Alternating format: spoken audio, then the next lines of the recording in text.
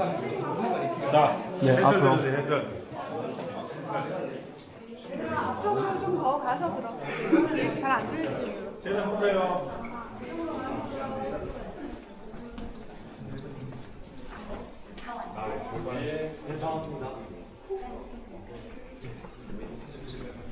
안녕하세요. 울릉도 독도에 섬을 관리하는 데 어려움이 많았습니다. 섬 전체를 기울라는 공도 정책이 시행되고 있었어요. 원칙적으로는 울릉도에 사람이 없었어야 하는데 사람들이 있었습니다. 세금을 피해서 도망온 사람들, 죄를 짓고 유배온 사람들, 또 울릉도에 나무가 아주 많은데 이 나무를 이용해서 배를 건조하는 사람들이 있었어요. 나비를 집어본 모습은 바로 조선인 목수들이 배를 건조하는 모습을 보고 알고요. 오시가 많이 나서 오시 전자를 써서 저동이라는 이름이 붙여졌습니다. 저동과 도동을 연결하는 이 산책로를 걸으면서 바다를 바라보면 바다가 이렇게 맑고 투명한 에메랄드 빛이에요. 그래서 요즘은 울릉도를 소개할 때 에메랄드 울릉도 이렇게 이야기하기도 합니다. 울릉도 저동강 앞에 살구바위가 있고요. 독도를 가게 되면 이름이 재밌는 바위가 있어요. 통 모양을 가사에 보면 대구 명태 거북이가 나오잖아요. 가사가 변경이 되었어요. 홍합과 따개비로 이렇게 바뀌었는데요. 울릉도 독도의 해양 환경 변화가 노래의 가사말들 이렇게 바꾸어 놓았더라고요. 옆에 있는 사진 4컷은 여러분이 방문한 현포 마을인데요. 과거에 우상국의 도읍지로도 추정을 하고 있습니다. 국립박물관의 연구조사 발굴로 인해서 그 역사는 1500년 이렇게 보고 있어요. 옆으로 좀 더 이동할까요? 파란 바다 해수면을 나타냅니다. 여러분은 울릉도 독도가 아주 작은 섬으로 그렇게 알고 계실 텐데요. 실제로는 이 바다 밑에서부터 시작을 해서 거대한 산을 이루고 있고 우리는 이 산의 꼭대기 부분만 알고 있었던 것 같아요. 여러분, 애국가 제일 첫 소절이 어떻게 시작되죠? 동해물과 마르고 닳도록. 여기 있는 동해바다를 물이 다 마르고 닳게 되면 이 산이 드러나게 될 건데 이 울릉도 산의 높이가 바다 밑에서부터 시작하면 3,085m, 독도는 2,268m라고 합니다. 또 바다에 가라앉아있는 산이 3개나 더 있어요. 바다 속에 있으니까 해산이라고 하는데 역사적 인물과 관련해서 이름들이 안용복 해산, 이사구 해산, 신운택 해산이라고 합니다. 신운택이란 이름은 좀 생소할 텐데 이분은 울릉도의 첫 군수님이셨어요. 우리가 사용하는 독도라는 이 명칭을 이분께서 공식적으로 처음 사용하셨어요. 그 전에 더 5m면 아파트 7층 높이의 파도입니다. 얼마나 이 파도가 셌던지 50분이나 되는 이 테트라포트를 파도가 터널 안으로 밀어넣은 그런 사진입니다. 그리고 이 사진은 응급환자가 울릉도에서 발생했을 때 6km 빠르게 후송하기 위한 깊은 곳에서부터 시작이 되기 때문에 동해바다의 수심이 굉장히 깊다는 걸 알 수 있습니다. 제일 깊은 곳은 4,000m가 넘는다고 해요. 그에 반해서 서해바다는 평균 수심이 43m입니다. 심해인 동해가 한반도 해역을 대부분 차지하고 있다고 해도 과언이 아닌데요. 이 독도는 깊은 수심과 한류와 난류, 강풍으로 굉장히 독특한 자연환경을 가지고 있습니다. 이것은 제가 하는 말이 아니라 바다를 연구하는 해양학자가 하는 말이 만약에 대한민국의 독도를 잃게 되면 이것은 작은 돌섬 하나만 잃게 되는 게 아니라고 합니다. 만약에 독도를 잃게 되면 우리 남한 면적의 60%에 해당하는 해양 영토와 해양 자원을 모두 잃게 되는 거라고 해요. 그래서 이 독도의 가치는 바로 해양 영토 주권에 있는데요. 우리가 독도를 관광지로 사진이나 한번 찍고 오는 그런 곳으로 가볍게 여길 게 아니라 이 독도의 가치에 대해서 깊이 생각해보는 그런 여행이 되셨으면 좋겠는데요.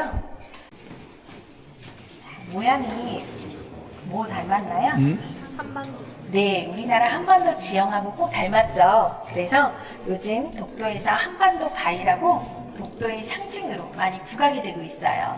이 한반도 바위를 그림으로 그린 작가가 있습니다. 여기도 한반도 바위 보이시나요? 이 작가분은 독도하고 관련된 그림들을 그려서 세계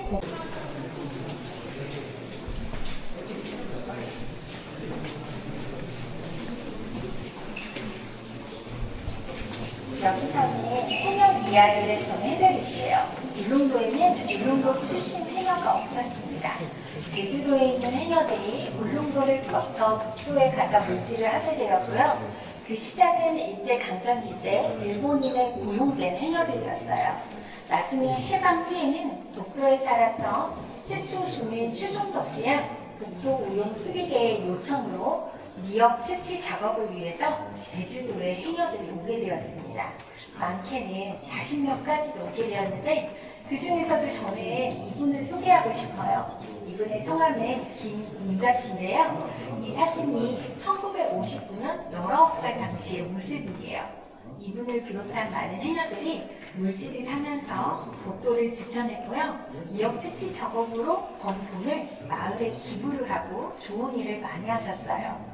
그래서 제주도에는 마을회관이 세워지고 또 학교가 세워지기도 했고요. 또 제가 저쪽에서 그 만덕, 자 연구기지 앞에서 나가면 왼편으로 이 바위가 있는데요. 코끼리를 닮아서도 유명한데 이 바위가 원래는 울릉도에 이렇게 붙어 있었다고 해요. 오랜 세월 동안 바람과 파도에 의해서 꺾여져 떨어져 나간 거고요. 침식에 강한 부분만 이렇게 살아남아 있습니다. 침식에 약한 부분은 구멍이 났어요. 그러면서 자연스럽게 코끼리의 코가 만들어졌는데 구멍이 났다 해서 공암이라고도 불려요. 이 공암 밑에는 이렇게 다양한 해양 생물들이 살고 있는데요. 저희는 이 해양 생물들을 바다 수심별로 여기 앞에다가 정리를 해보았습니다. 50m, 100m, 150m 쭉 있는데요. 이 50m 안에서 볼 수 있는 생물들 중에 특이한 점이 하나 있습니다. 바로 파랑돔을 볼 수 있다는 거예요. 이 파랑돔은 열대어종이라 원래 울릉도에 살 수가 없었어요. 그런데 8년 전부터 울릉도 독도에서 이 파랑돔이 서식이 되고 있습니다. 그것은 그만큼 지금 울릉도가 더워지고 있다는 뜻이에요. 더 깊은 바닷속으로 들어가면 200m, 150m 깊은 바다 수심 속에서 독도새우를 만날 수가 있습니다. 독도새우 중에서도 이 도화새우는 재밌는 점이 있는데요. 이 새우는 8년을 사는데 3살까지만 수컷으로 살아요. 3살이 지나면 스스로 성 전환을 해서 암컷으로 바뀌게 됩니다. 그래서 알을 6,000개에서 8,000개 정도 낳아요. 그런데 새우만 이렇게 성 전환을 하는 게 아니라 여기 있는 뱅에돔 같은 경우 20년도는 울릉도 태안 가재들에서 이 뼈를 발굴했고요. 국제유전자정보은행에 독도라는 이름으로 등재를 시켰습니다. 이것은 여러분이 보실 수 있도록 모형으로 제작을 해서 이렇게 전시를 해놓았는데요. 요즘 세계과학계에서는 이 강치라는 동물에 대해서 관심을 가지고 있어요. 작년 25년 8월 국제학술지에 강치에 대한 논문이 하나 실리게 되었는데 그 내용을 보면 독도 주변에서 발견한 16개 강치의 뼈 조각에서 유전자, 게놈을 전부 다 해독했다고 합니다. 그 유전자 해독 결과 강치의 멸종 원인은 유전적인 실패가 아니라 우리 인간의 남해도로 인해서 멸종이 되었다는 게 입증이 되었어요. 그리고 큰 변화가 하나 생겼는데요. 그전에는 일본 바다사자라는 학명을 가지고 있었어요. 그것은 우리 조선이 일본보다 개화가 많이 늦었잖아요. 서양인들에게 일본이 더 먼저 눈에 띄었던 거고요. 이번 논문을 계기로 해서 독도 시 라이언이라는 정식 명칭을 되찾게 되었어요. 그거 역시 독도 영유권 주장에 크게 기여할 수 있는데 지금 정부와 과학계에서는 이 강치에 대해서 복원을 연구 중에 있다고 합니다. 그런데 안타깝게도 복원이 된다 하더라도 독도에서는 강치가 살 수 없게 되었다고 해요. 독도의 생태계가 너무 많이 변화해서 강치에게 적합하지 않다고 합니다. 이제 강치는 볼 수 없게 되었는데요. 간혹 강치를 봤다 하는 분들이 계세요.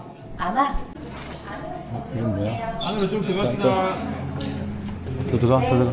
안으로 좀 들어가세요. 오.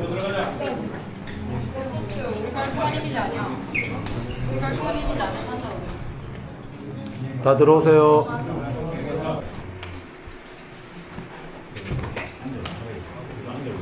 간치는 이렇게 넓적한 바위 위에서 노는 걸 좋아했는데요. 이제 간치가 바닷속으로 퉁퉁 빠질 거예요. 그의 바다 소리고요. 간치는 이렇게 물잡기가 다리 역할을 해서 바위 위를 걷기도 하지만 물속에서는 이렇게 헤엄을 쳐요.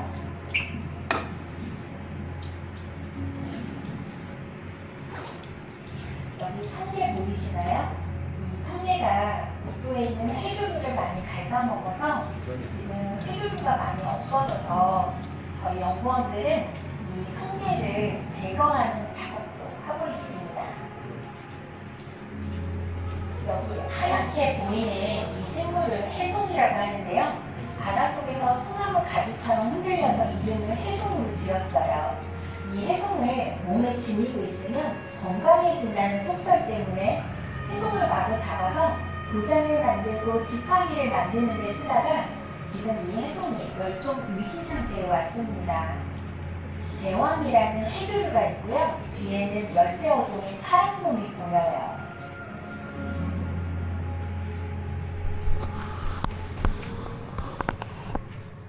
쓰레기들이 많이 이렇게 모여있죠. 저희 전 직원들은 2달에 한 번 모두 모여서 쓰레기들을 줍고 분석을 해보는데요. 대부분이 플라스틱이에요. 플라스틱은 미세 플라스틱으로 변형이 돼서 바다 생태계뿐만이 아니라 우리에게도 많은 영향을 끼치게 되는데요. 저희가 이 쓰레기들을 줍다 보니까 저희 연구기지 앞으로 외국에서 온 쓰레기들도 모이게 되더라고요. 여기 있는 파란 병은 중국 음료수병이에요. 배 단물, 파인애플 단물, 어디에서 온 쓰레기일까요? 네, 북한에서 온 쓰레기예요. 저희 연구기지 앞으로 북한, 중국, 러시아 쓰레기들이 밀려와요. 저희 쓰레기들은 또 일본으로 내려가겠죠. 그래서 이런 쓰레기들을 저희가 주워서 여기에 강치의 모습을 좀 표현을 해보았습니다. 물론 바다가 굉장히 맑고 깨끗한 것 같지만